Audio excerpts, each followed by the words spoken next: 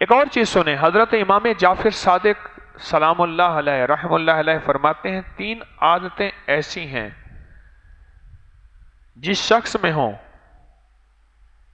اللہ تعالیٰ اسے دشمن رکھے گا، وہ اللہ کا دوست نہیں ہو سکتا۔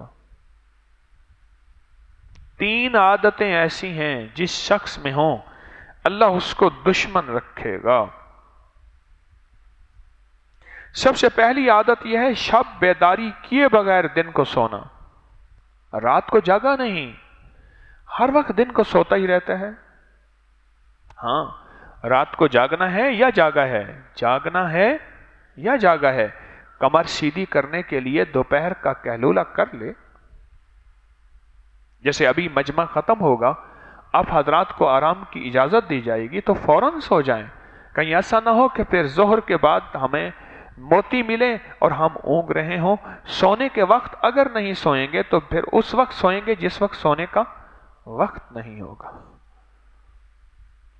تو فرمایا کہ 3 چیزیں جس شخص میں ہوں اللہ اس کو دشمن رکھے گا۔